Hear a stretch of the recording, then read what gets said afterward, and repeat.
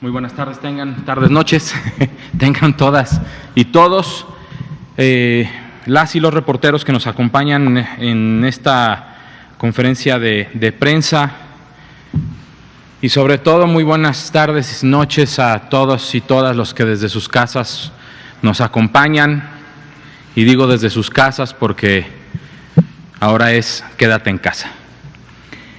El día de hoy, domingo 29 de marzo del 2020, estamos su servidor, Ricardo Cortés Alcalá, director general de Promoción de la Salud, y el doctor Gustavo Reyes Terán, titular de la Comisión Coordinadora de Institutos Nacionales de Salud y Hospitales de Alta Especialidad. Vamos a centrarnos en dos puntos específicos: el panorama epidemiológico nacional e internacional y el plan de reconversión hospitalaria de los institutos aquí en la Ciudad de México. Iniciamos con entonces la distribución global de casos COVID-19. Como pueden ver, el globo sigue pintándose de rojo. Esto lo único que quiere decir es que la distribución es internacional. Hay más de 200 países ya con afectación de esta pandemia. Actualmente tenemos un total de 635,000 casos, cerrándolo, 635,000 casos, de los cuales el 76%, básicamente 480,000 casos, han sido confirmados en los últimos 14 días. Son los casos que actualmente son activos a nivel mundial, y hay que recordar esta famosa regla que, dependiendo de la población, se puede romper o no, pero es 80% de casos ambulatorios, 15% hospitalizados moderados, 5% hospitalizados graves. Actualmente la tasa de letalidad es del 4.7%. La siguiente, por favor. En nuestro país tenemos una distribución nacional, actualmente un total de 993 confirmados, aún sospechosos hay 2.564 personas. Se han estudiado y dado como negativos a COVID un total de 4.955.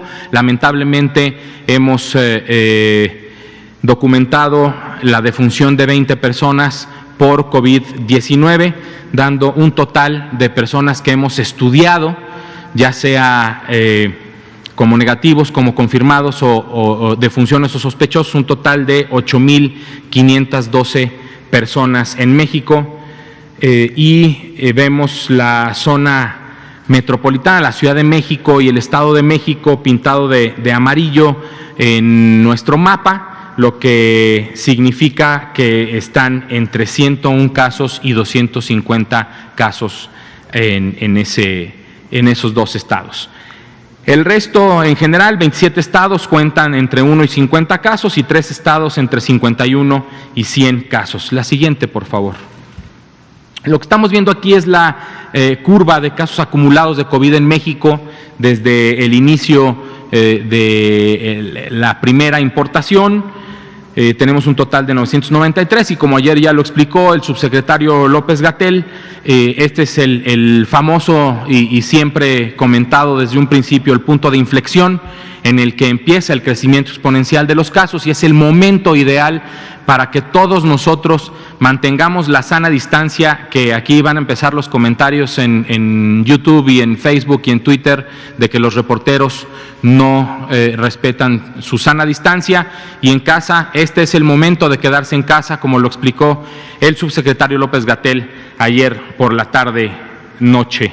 La siguiente, por favor, es la curva epidémica de casos por fecha de inicio de signos y síntomas. Como pueden ver, la curva epidémica y el cuadro en el que contabilizamos el total de 993 casos confirmados, de los cuales el 60% son importados, el 27% asociados a importación y el 13% sin antecedentes que se hayan podido documentar de importación o asociación a la importación, por lo que es después de la zona de transición del escenario o fase 1 a la fase 2.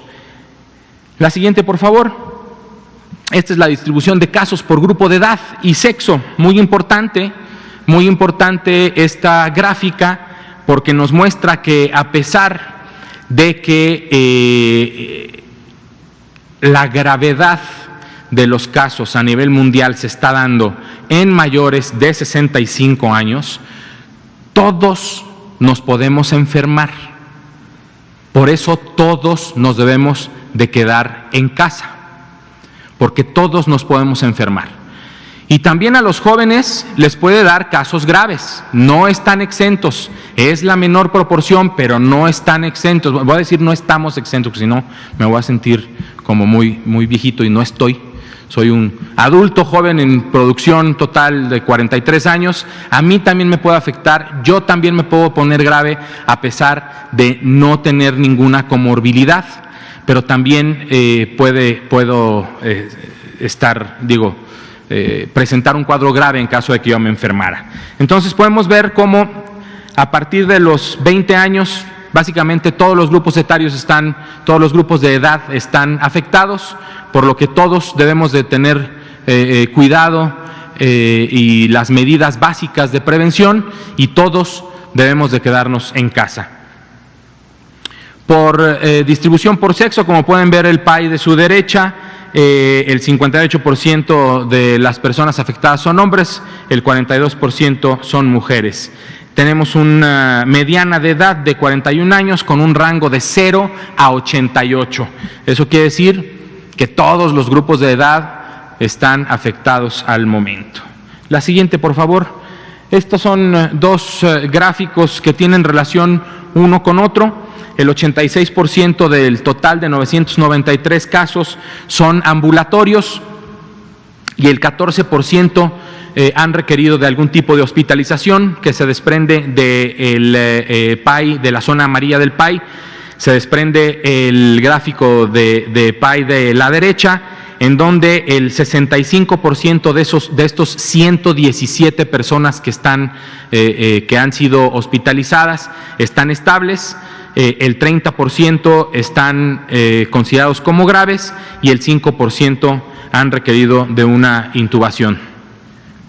La siguiente, por favor.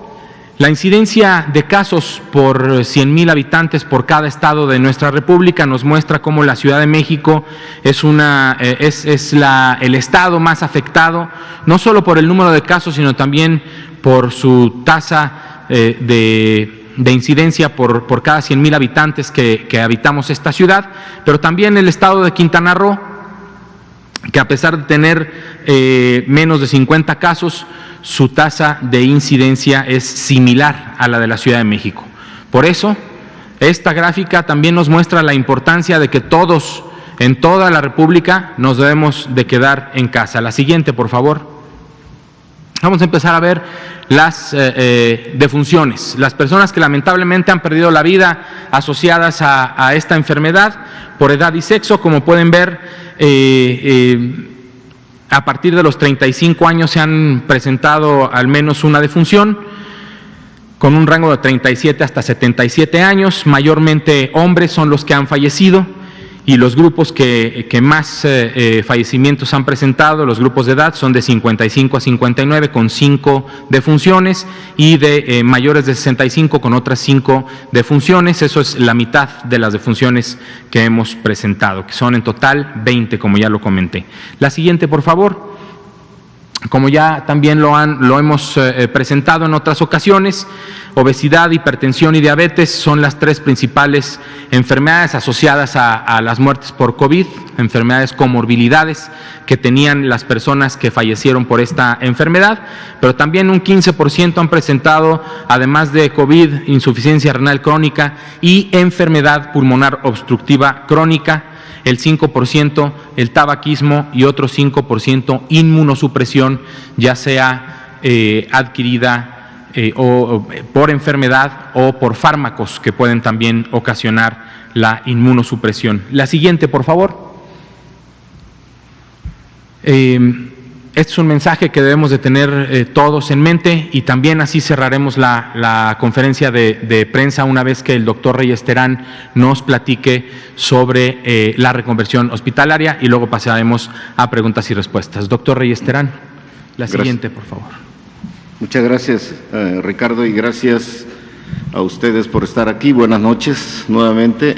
Voy a presentarles brevemente lo básico sobre la reconversión hospitalaria. Es un concepto fundamental para responder a un problema epidémico, pandémico, como el que estamos enfrentando hoy en día.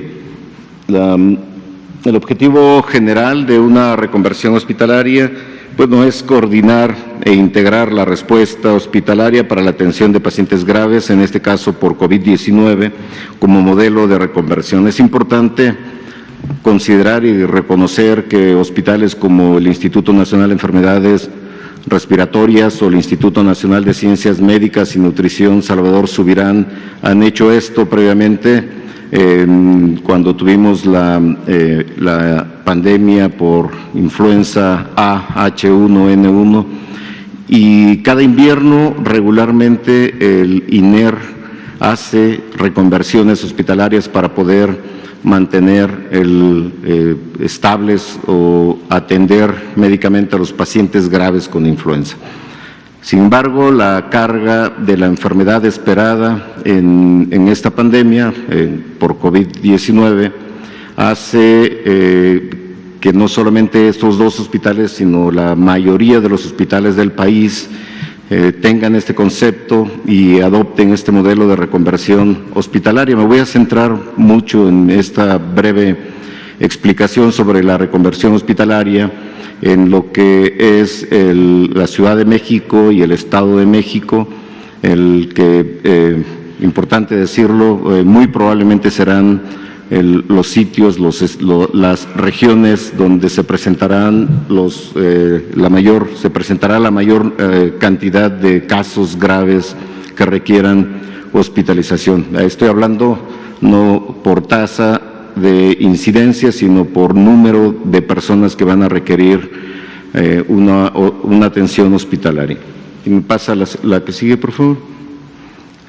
Importante, antes que cualquier otra cosa, es que cada hospital y sus directivos consideren estas verificaciones de la capacidad con que se cuenta en este momento, el momento inicial de la pandemia, y es primero una lista de personal y de especialidades, sus fuentes de oxígeno y aire y tanto número como la utilidad que deben de darse a cada una de las camas que se necesitan para atender a los pacientes graves, el número de ventiladores mecánicos también y su utilidad, la cantidad de sus monitores y la integridad de sus módulos y sensores, la eficiencia de los compresores de gases en litros por hora. Esto es un aspecto importante que debe tomarse en cuenta.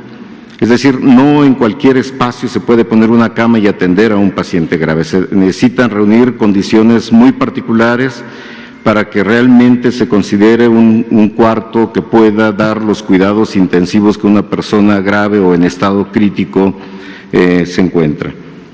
La eficiencia de los generadores eléctricos y las plantillas auxiliares, tener el número de camas totales que podrían atender en una contingencia como esta, hasta no solamente en la situación actual, sino pensar en una segunda etapa y en una tercera etapa de reconversión, es decir, utilizar el máximo espacio posible en los hospitales y en ocasiones en otros espacios para poder atender debidamente a los pacientes que lo requieran.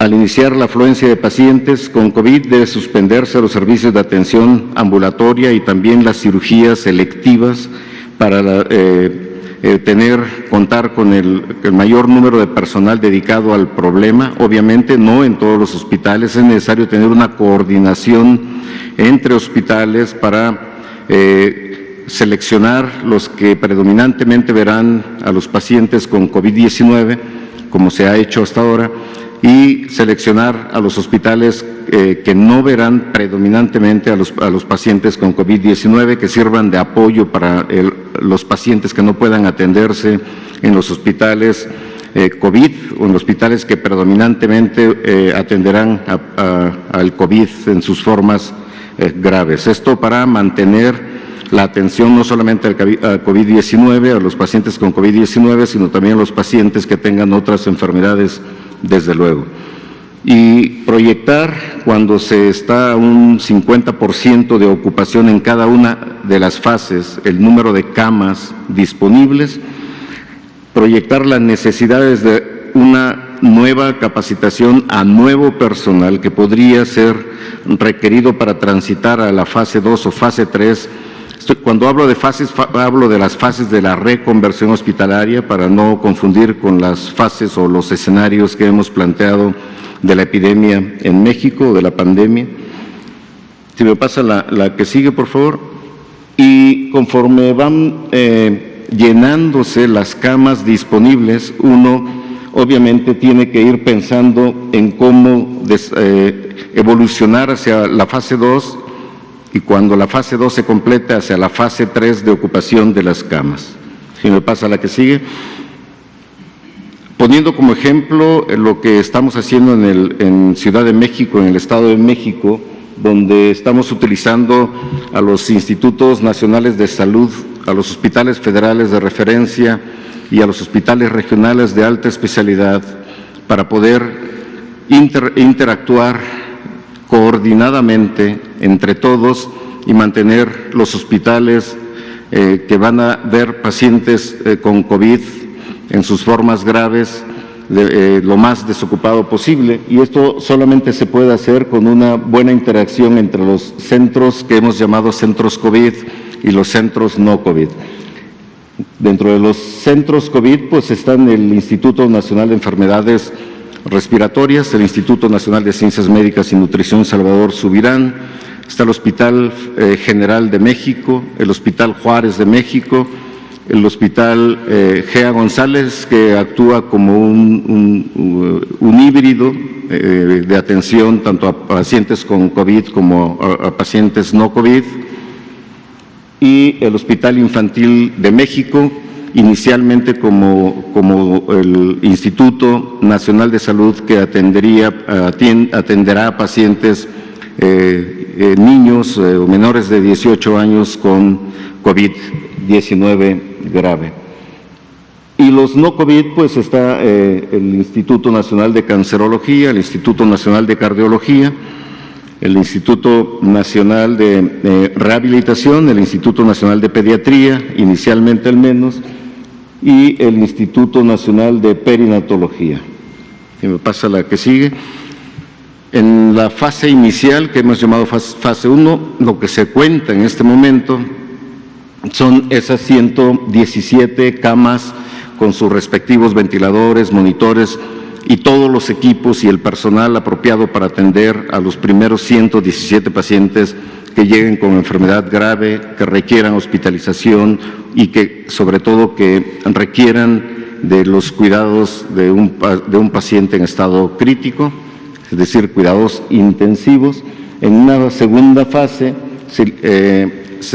tenemos ya los espacios para ocupar hasta 421 camas de cuidados intensivos, también debidamente equipadas con sus ventiladores, monitores, equipos de ultrasonido, etcétera. Y una fase 3, una vez que se llene las camas de la fase 2, las 421 camas, transitaríamos a la fase 3, que es que contendría 745 camas, quizá un poco más. Estamos evaluando aún espacios para ocupar todavía un mayor número de camas. Esta transición entre fase y fase debe ser global, debe ser escalonada y uniforme entre los centros COVID-19. La siguiente. Y lo más importante de todo esto es reconocer el profesionalismo del personal médico, el personal de enfermería y todo el personal de los hospitales que están atendiendo tanto a pacientes con COVID-19 como pacientes que no tienen COVID-19, porque se requiere de esa interacción entre unos y otros para poder brindar la máxima atención a cada uno de los pacientes. Y lo están haciendo bastante bien en este momento, cuando ya hemos tenido pacientes graves y que requieren cuidados intensivos. Es todo por mi parte y bueno, se abren espacio a las preguntas. Súper. A ver, 1, 2, 3 y 4. Ahorita. Gracias, buenas noches. Nada más para precisar, doctor Gustavo Reyes, las camas se acumulan, o sea, yo hago la sumatoria y me dan 1,283 camas que estarían disponibles. Así ¿cierto? es. Ok. Y entonces, yo quisiera preguntarles, ¿hay manera de identificar los focos de infección para ir previendo, o sea, que las personas no solo estuvieran alertas por la sana distancia, sino identificar aquellos lugares donde se pueden ir generando brotes, hablando de las personas en las que no se identifica el origen de la infección, si nos pudieran dar esa información? Y si hay alguna percepción de entre ayer y hoy, ¿ha habido un cambio en la actitud de las personas de sí quedarse en su casa o seguimos como al parecer ocurre en varias, al menos en la Ciudad de México, en varios lugares, la gente sigue masivamente en las calles?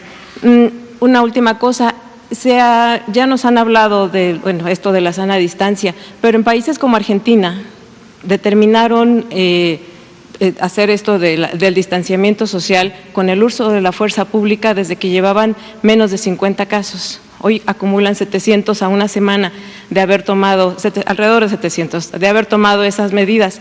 En México, ¿cuál es la causa de que no preveamos o no se prevea usar la fuerza pública si vemos, o hasta qué plazos están dando ustedes para tomar medidas adicionales más rigurosas para garantizar que la gente se quede adentro y evitemos o se frene la velocidad de la transmisión?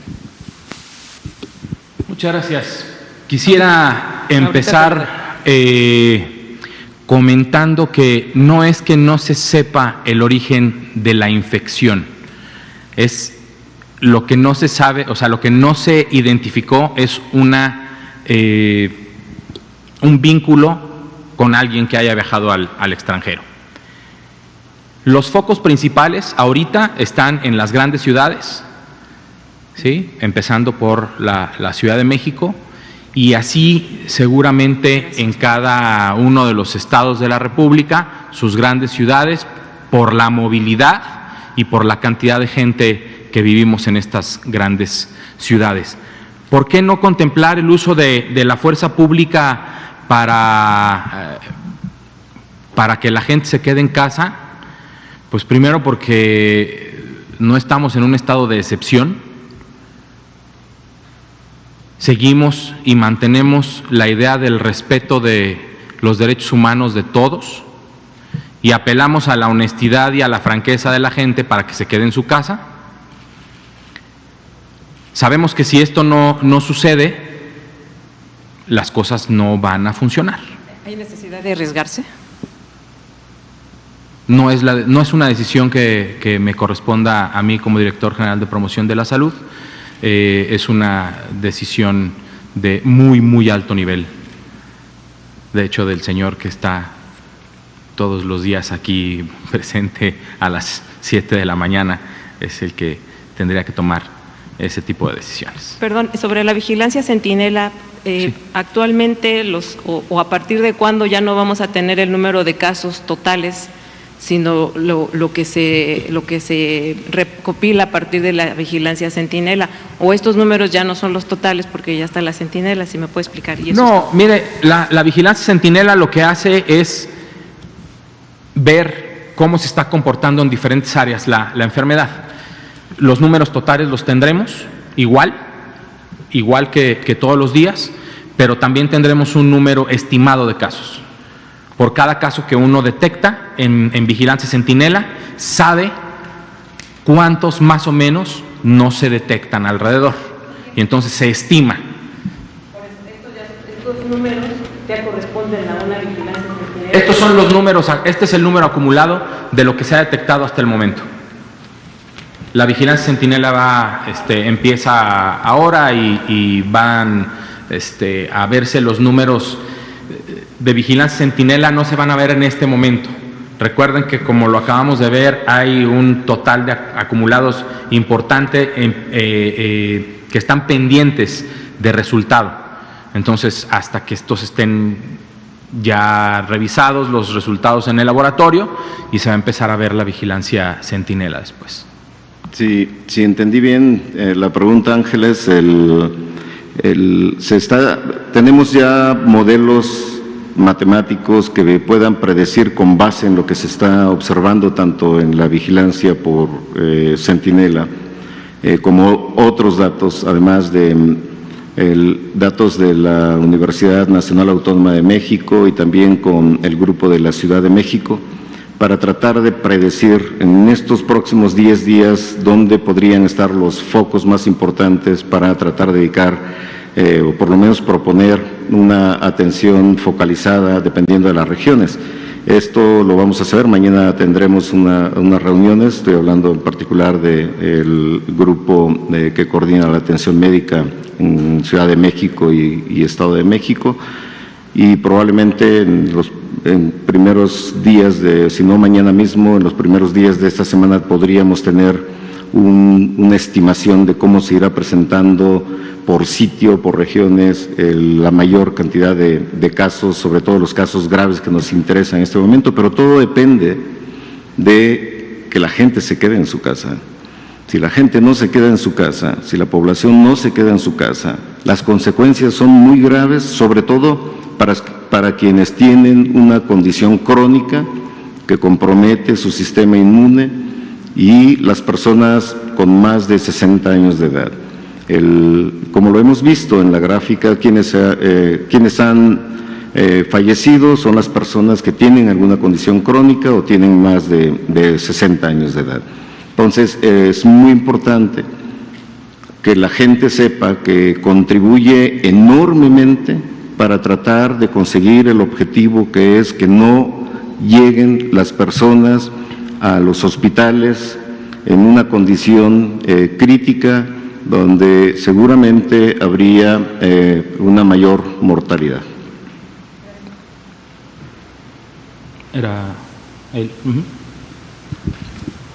Gracias, doctores. Buenas tardes. Luis Francisco Soto, del Sistema Público de Radiodifusión, Canal 14.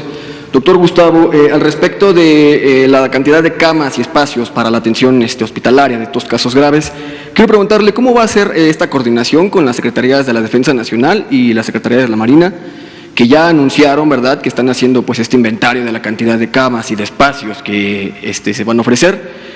Y bueno, saber si va a ser de manera conjunta con ustedes, con los institutos nacionales, o será una vez que, digamos, haya sido cubierta ya la cantidad de camas, espacios disponibles, y entonces pasarían a los hospitales administrados ya sea por la SEDENA o la CEMAR. Y en una segunda pregunta, el fin de semana pasado el presidente López Obrador habló de 17 hospitales que serán habilitados a más tardar el mes de abril. Preguntarles si estos 17 hospitales, en qué estados van a estar ubicados, si van a ser, como ya comentaban ustedes, en estas regiones más urbanizadas o con más amplias en términos demográficos. Sí, gracias por la pregunta. Lo que el presidente dijo fue justamente de esos hospitales que serán habilitados y que han sido construidos en otros regímenes, son los que van a ser coordinados por la Secretaría de la Defensa Nacional, la Secretaría de Marina.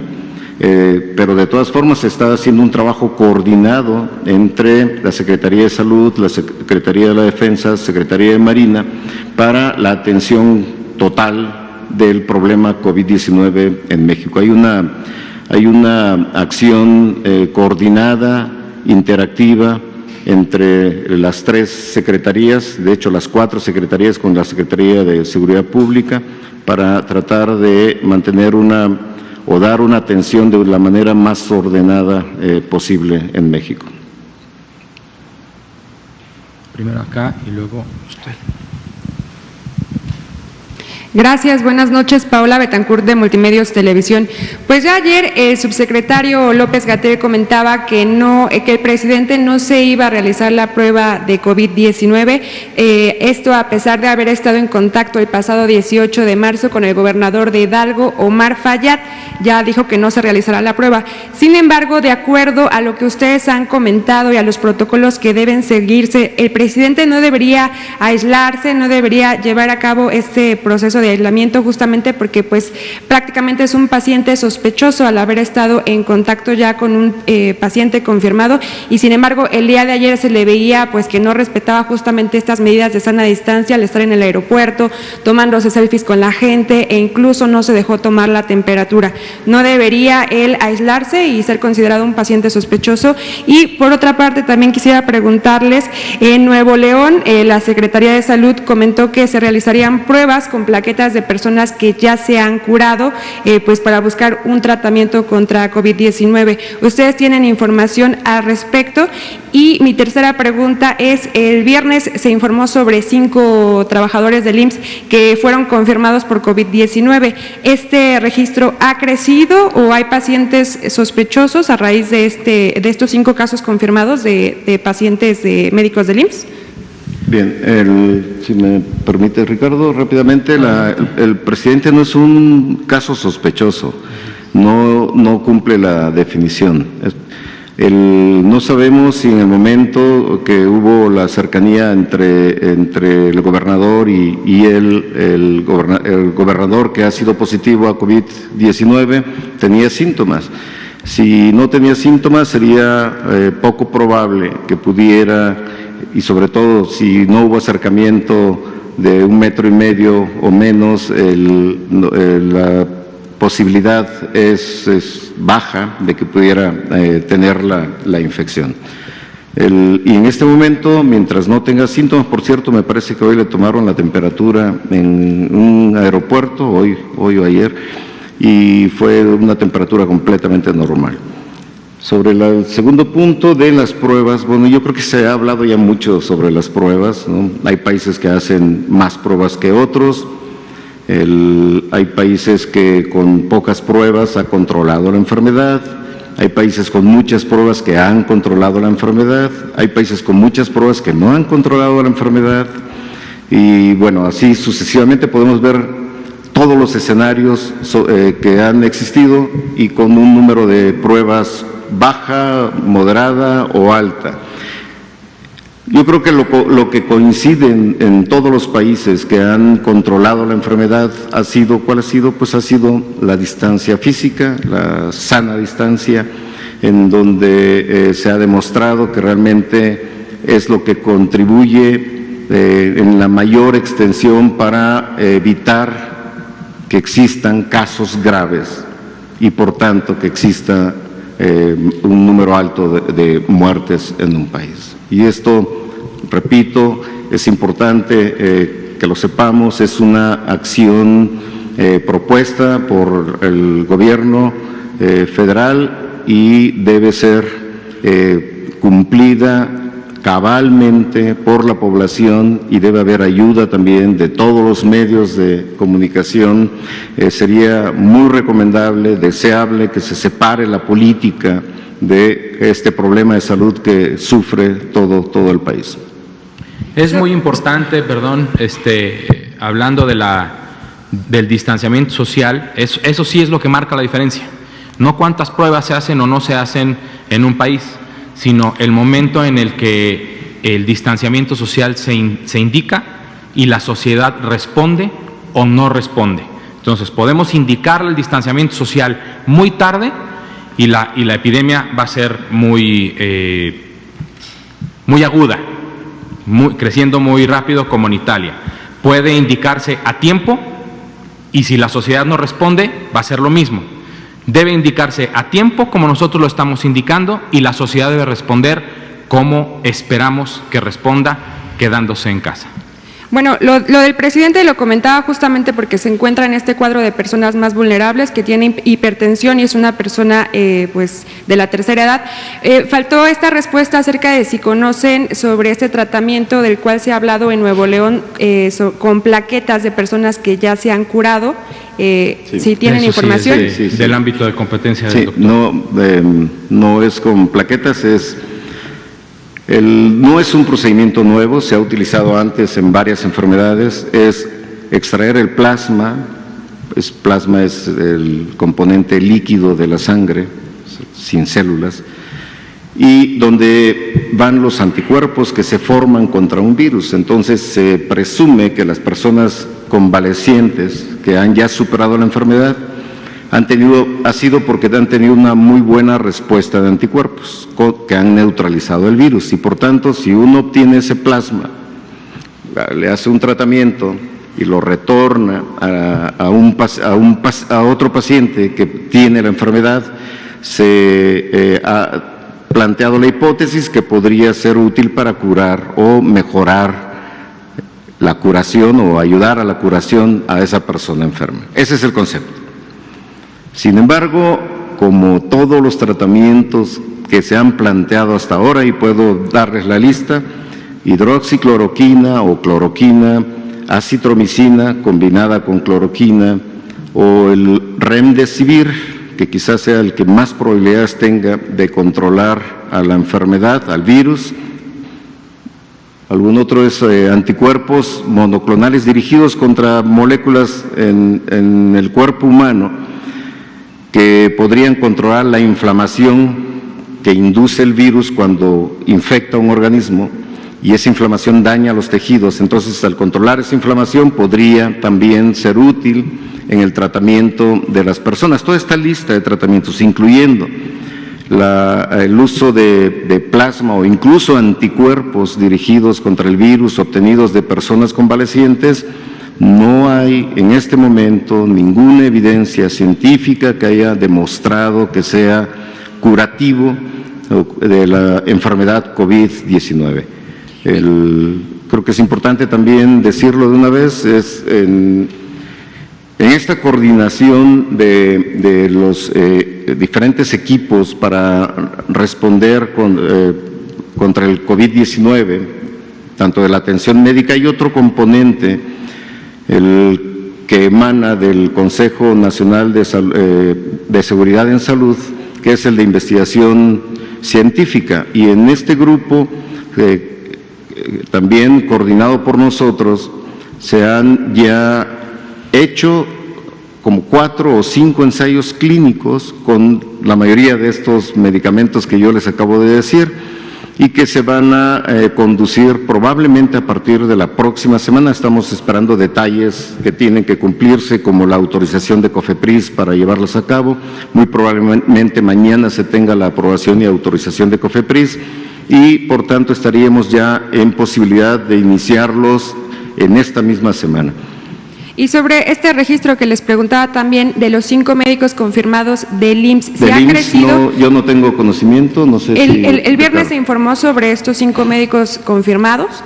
También, si quizás se podría deber a una negligencia al no darles el equipo médico necesario justamente para tratar a los pacientes infectados. Pienso que hablar de negligencia es muy aventurado y debe ser muy cauteloso hablar de un concepto tan serio si no hay pruebas para ello. Yo pediría mejor que se analizara bien el caso y que transparentemente se diga a los medios. La transparencia en una pandemia es crítica, es fundamental, y eso es lo que ha hecho el gobierno justamente desde el principio del problema COVID-19. Y como para cualquier caso confirmado, se estará investigando a las personas que han estado en contacto con estos médicos. Por favor, 1, 2 y 3 y 4. Blanca Valadez, reportera de Grupo Milenio.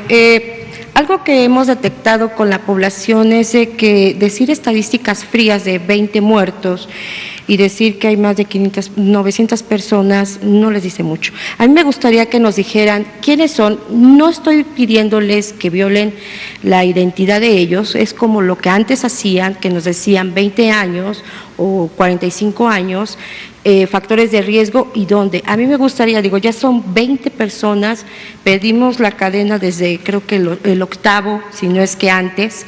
También de estas personas que no tienen antecedentes de viaje y que tampoco tienen contactos de importación, ya estamos hablando de 132 personas. Si nos pueden decir exactamente dónde quedan, sé que tienen un portal interactivo, pero bueno, estamos hablándole a la sociedad. 132 personas que están, ¿dónde se están concentrando básicamente? Si nos pueden decir dónde están detectando estos focos rojos que nos estaba hablando también el doctor. Me gustaría primero que me contestaran esas dos preguntas y sobre el estado de poder o no, por decreto, obligar a las personas. Hay países como Austria que lo están aplicando, pese a que tienen cargando un historial de nazismo, fascismo, y que no quieren volver a caer en esos sistemas, ¿no?, totalitarios. ¿Por qué no hacerlo en México? Allá son 8.8 millones de personas, aquí somos 123 millones de personas y afuera de Palacio Nacional hay un grupo danzante a todo lo que da bailando. Entonces, sí me gustaría que me contestaran puntualmente esas tres preguntas. Gracias. Creo que la primera,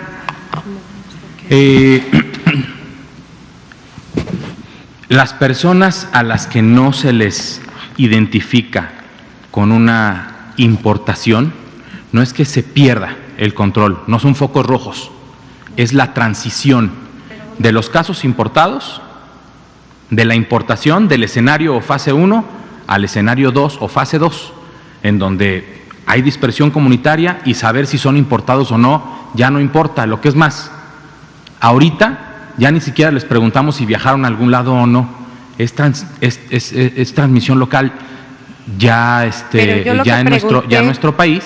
Y entonces deja de tener importancia el hecho de tener un contacto con el exterior. Pero por lógica tienen que estar ubicados en un lugar más concentrados. Hablaban de las grandes ciudades, ¿no? Si me pueden decir ahorita esos 132, ¿dónde están principalmente localizados? Y sobre las personas que fallecieron, digo, los datos generales, ¿dónde y por qué? O sea, no les estoy pidiendo sus nombres ni su email. Esos datos se tienen. Creo que, perdón, doctor, creo que los estamos dando. La diapositiva número 10 nos dice de qué edad y sexo. La diapositiva 11 nos dice que de los 20 fallecidos, la mitad en Arombesos, la mitad vivían con hipertensión, o sea, 10 y 10. El 45 vivían con diabetes, o sea, sí estamos presentando la información. Pero las edades no. No sabemos quiénes son también, ellos. A ver, perdón, edades también están presentadas. De 35 a 39 hay 2 personas que lamentablemente fallecieron, de 40 a 44 hay 4 personas, de 45 a 49 hay 1 persona, están en la diapositiva número 10 que presentamos. Muchísimas gracias, amigos. Pero yo creo que esto es para la gente, o sea, yo puedo sentarme a ver la gráfica. Ajá. Ustedes deben de darle una explicación a la gente. O sea, yo les puedo decir, hay dos. Estas últimas muertes que se registraron, estamos hablando de 4 más con respecto a ayer, ¿dónde fueron? Porque la Secretaría de Quintana Roo, por ejemplo, salió anunciando desde la semana pasada un deceso que ya no sabemos si está registrado aquí. Por si nos pueden dar esos detalles. Todos los decesos que tengan una prueba positiva a COVID, a SARS-CoV-2, están aquí, todos. Si estas defunciones, como todos los días les hemos explicado, si estas defunciones ocurrieron y se notificaron después del corte que hacemos para esta presentación, aparecerán mañana. Transparencia total, tablas, datos, transparencia total. ¿Ustedes aquí podrían hacer un esfuerzo de decirnos por cada caso las edades, el lugar donde fallecieron, porque no necesariamente tienen que ser de ahí, muchos pueden ser oriundos del Estado de México, de otras partes, y decirnos exactamente igual los factores de riesgo que llevaban, digo, y si eran sexo femenino, masculino, 1 por 1? Creo que esto también le daría visión a la gente de que son gente personas que pudieron haber sido sus familiares, sus vecinos, porque sí, definitivamente el mensaje creo que no está llegando a la población de quedarse en casa. Entonces parece que les dicen salte de casa, ¿no? Entonces, y si les decimos que está en la colonia X, no los de la colonia no Y van a decir nos vamos y nos salimos. No, pues por eso creo que el mensaje… Jamás dije, pedí no por la esos colonia, detalles. yo digo por la ciudad, Sí. digamos. Si la mitad de las defunciones están en Tinguindín, Michoacán, la gente de la Ciudad de México va a decir, yo no estoy en Tinguindín, mi riesgo es menor. No, este es el número de personas que lamentablemente han perdido la vida por esto, tienen unas características para que la gente escuche y entienda que los que viven con hipertensión, que los que viven con obesidad mórbida, que los que viven con diabetes son los que mayor riesgo tienen de complicarse. No significa que los que no vivamos con esas enfermedades nos vamos a salir de casa. El mensaje es quedarnos en casa todos. Habíamos quedado que era 1 y luego 2 y luego por acá. Buenas noches. Yo quiero saber en qué momento vamos a entrar o se puede hablar ya de la fase 3. Entiendo que ya hay un 13% de contagio comunitario y vamos ya para los 1,000 casos. No sé si tenga que ver con estas dos condiciones o en qué porcentaje tendremos que estar ya para hablar de una fase 3.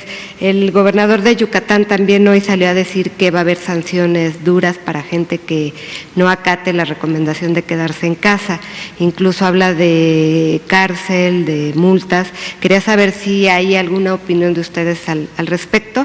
Y sobre casos sospechosos, ¿los casos sospechosos, ¿van en aumento o podrían disminuir, decrecer? No sé, si me pueden explicar esto porque me queda la duda. Gracias. Con mucho gusto. Todos los casos ahorita van a ir en incremento, sospechosos, confirmados, negativos, todos, porque a la hora que se instala la transmisión comunitaria se incrementa el riesgo de un pico epidémico muy agudo, como lo digo. ¿A qué me refiero agudo? A que en menos de una semana el incremento exponencial va a ser, demasiado importante. Por eso las acciones de mitigación y de quedarnos en casa, para que esta curva en este momento que está creciendo, en este momento empecemos a, todos los que están ahorita enfermos y que no lo saben, a casa. Todos los que no nos íbamos a enfermar, a casa también. En estas 2 semanas, que es el periodo de incubación de la enfermedad, es que estas personas van a desarrollar signos y síntomas. Si requieren de hospitalización, se llama al número de emergencias para llevarlo a un hospital. Si no se requiere de hospitalización, se quedan en casa. Se guardan, están ahí estas 2 semanas en espera y se van a recuperar. Y una vez terminada la Jornada Nacional de Sana Distancia, estaremos potencialmente, si todos hacemos caso y nos quedamos en casa, en posibilidad de ir regresando poco a poco a la vida cotidiana. ¿Cuándo pasamos ya a la fase 3? El escenario 3, el escenario epidémico se da cuando los brotes son a nivel nacional en todos los estados, que son de mayor número y que, y que sí, el umbral de 1,000, no es que a la hora de 1,001 ya estamos en epidemia, pero sí ya es hablar de miles de casos, porque estarían dispersos y con muchos brotes a nivel nacional, pero precisamente eso es lo que vamos a evitar quedándonos en casa. Las declaraciones que hace el gobernador de Yucatán respecto a tener cada estado es libre y soberano de tomar sus decisiones sobre la población a la que gobierna. Pues nosotros por lo pronto a nivel federal no estamos tomando una decisión de ese estilo. Habíamos quedado que 1 y 2, porque nos quedan 3.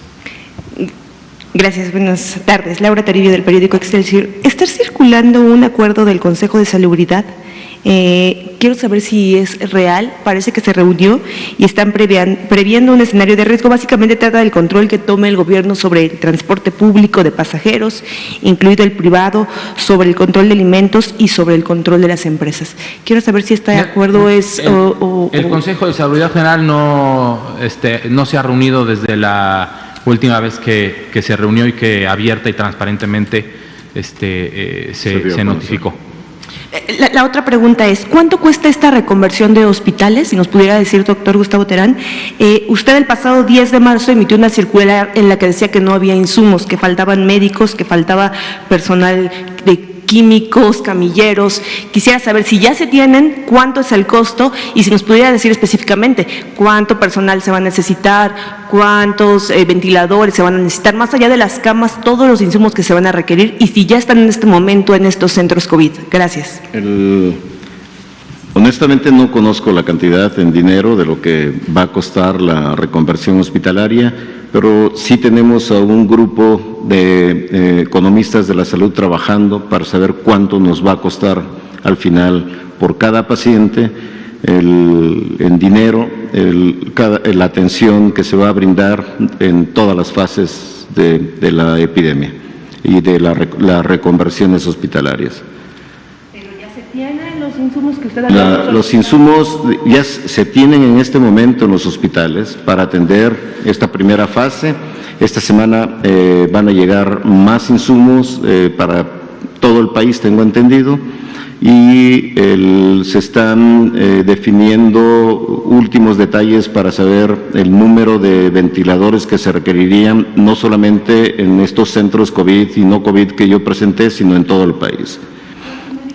Llegaron para estos 6 centros COVID que ya se ha mencionado en estas mismas conferencias de que el INSABI abrió una convocatoria, el Seguro Social también abrió una convocatoria.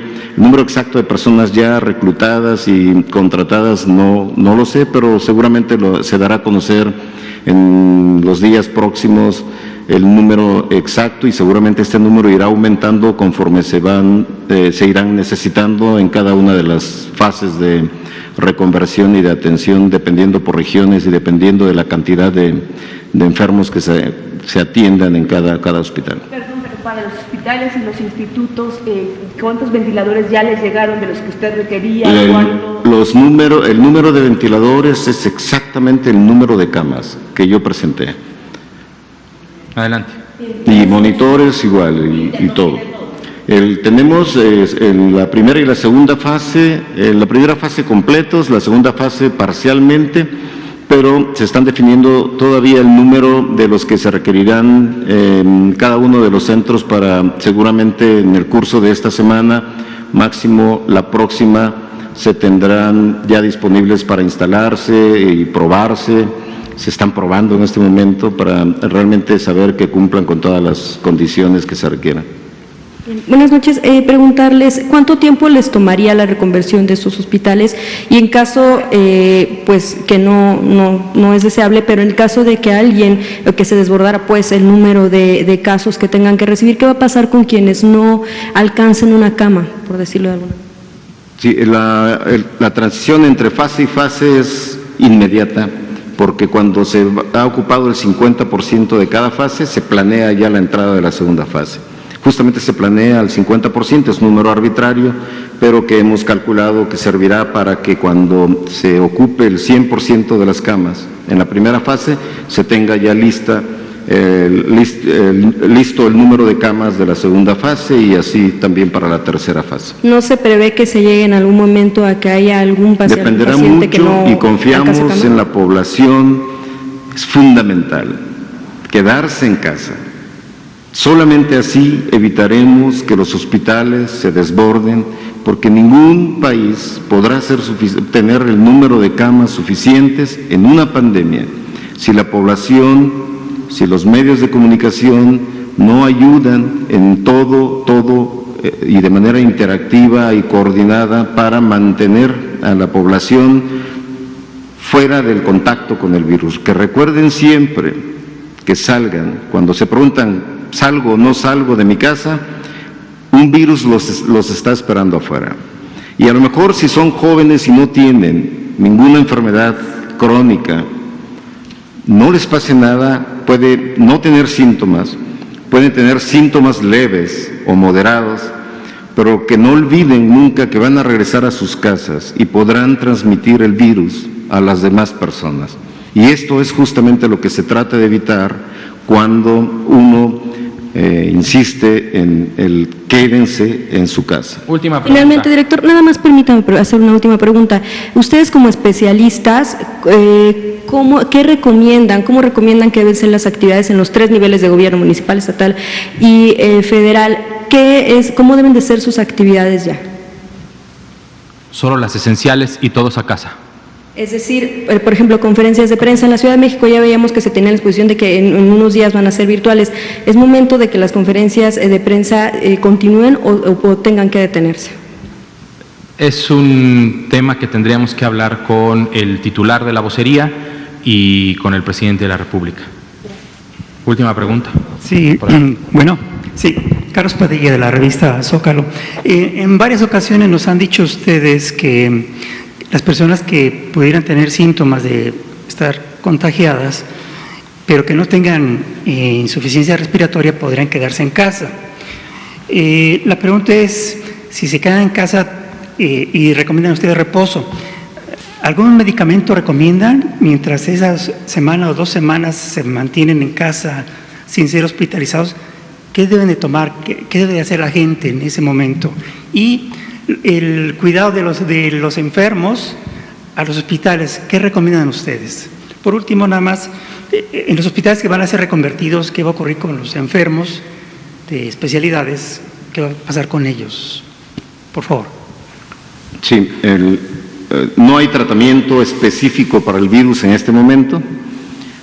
Cada médico puede ser libre de prescribir los medicamentos que se han propuesto con base en anécdotas de que son útiles, como la hidroxicloroquina, como algún antirretroviral, como el medicamento que esté disponible, son libres de prescribirlos. Sin embargo, pues no hay evidencia científica de que sean útiles en este momento y desafortunadamente tendremos que esperar a que se terminen los ensayos clínicos para saber si realmente son eficaces o no son eficaces. ¿Qué medicamentos tomar? En general se recomienda, primero es mantenerse aislados, eso es lo más importante. Si los síntomas son muy leves y se tiene fiebre, pues solamente medicamentos para la fiebre. El más recomendado en cualquier parte del mundo es paracetamol y nada más. No hay más que hacer que mantenerse aislado, esperar que la respuesta inmune contenga el virus y puedan entonces ayudar a superar lo más pronto posible la infección por el SARS coronavirus 2. Esa es la conducta médica y la conducta de las personas que están con la infección en cualquier parte del mundo, en cualquier ciudad del mundo. Para el traslado de enfermos a los hospitales. Hay todo un sistema de traslados dependiendo si la persona tiene seguro social, si tiene ISSSTE, si tiene seguridad social por cualquiera de las instituciones, o si no las tiene, también existe un mecanismo en el caso de la Ciudad de México, y es lo mismo que debe estar ocurriendo en el resto del país, cada jurisdicción sanitaria se hace cargo de ponerse en contacto con la persona gracias a este llamado por teléfono, de tomar la prueba, de tomar la muestra para hacer la prueba. Si resulta positiva y no amerita ir al hospital, se mantiene en casa. Si amerita ir al hospital, se traslada a los hospitales. Bien, la reconversión, ¿qué va a ocurrir con los enfermos de cáncer, de otras enfermedades? Es parte del programa y de las acciones que exige una reconversión hospitalaria. Esto no se hace de la noche a la mañana, esto se planeó desde hace varias semanas. Se citaron a los directores generales, se planteó el programa de reconversión y, como lo puse en una de las diapositivas, equivale a reprogramar las cirugías selectivas, la consulta ambulatoria y el traslado de pacientes de un hospital que va a atender personas con COVID predominantemente a un hospital que no va a atender personas con COVID predominantemente. Y esto se hizo gracias a la formación de varios equipos de trabajo, un equipo de referencia y contrarreferencia, también para desahogar al tercer nivel de atención de la consulta de primer nivel de atención. Hay un sistema, un equipo muy bien coordinado que inmediatamente transfiere al primer nivel de atención lo que debe verse en el primer nivel de atención para asegurar que un hospital de tercer nivel atienda realmente a los pacientes graves, que esto ha mejorado en los últimos días. Yo pienso que gracias a lo que se ha informado en estas conferencias. Hay otro equipo que se encarga directamente de ver, visitar los hospitales para hacer las reconversiones apropiadas en cada uno de ellos, en los 5 o 6 hospitales en la Ciudad de México y el Estado de México, por ejemplo. Y hay otro equipo que se dedica, coordinado por 2 directores de los Institutos Nacionales de Salud, que están dedicados a coordinar el traslado de pacientes de un hospital COVID a un hospital no COVID, que a eso se refería, yo creo, su pregunta. Muchísimas gracias a todos por estar aquí con nosotros. Muchas gracias a todos en casa. Quédense en casa. Quédense en casa. Muchas gracias. Gracias.